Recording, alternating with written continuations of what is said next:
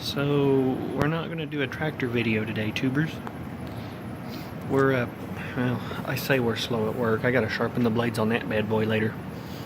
I just wanted to kind of show you guys. I think I always start my videos like that. I'm sorry. I've become predictable. Anyways, we got this wood splitter in yesterday. As you can see, it's Cup Cadet. It's got a Briggs engine on it. As you see, it's a 5-horse.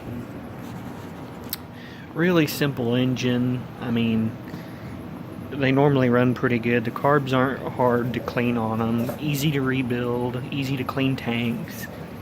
You know, pretty well foolproof. But sometimes they do run into problems. So, customer brought this in, just said basically couldn't get it to run. It's like, okay.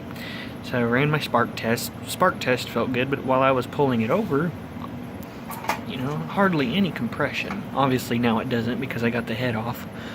I was like, okay, well that's kind of odd. So I squirted some 2-cycle gas in here.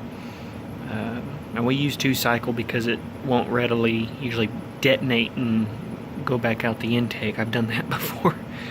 And I heard a hissing, and the hissing was coming out of here.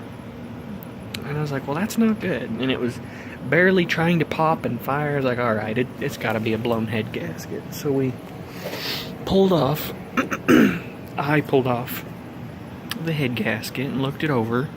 Sure, it has some carbon buildup in there, but, you know, there's no blown spots. It's clean. I mean, that gasket's good to me. So I got to looking and playing, and sometimes these will do this. So here's intake stroke. Now the intake valve just closed. Now we are back up to top dead center. And you can look. Well, I can't get a good grip on it. Sorry, my fingers are a little slippery. There we go. See the valve spinning?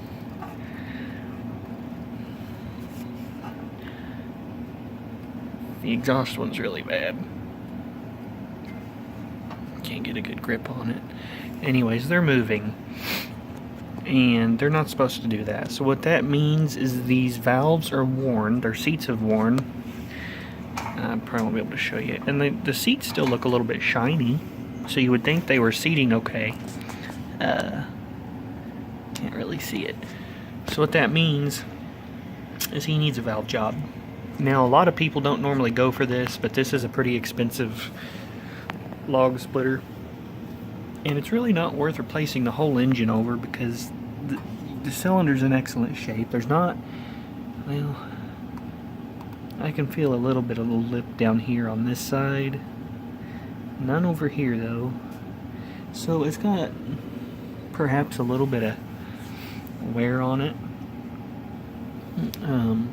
but I've seen much worse that runs.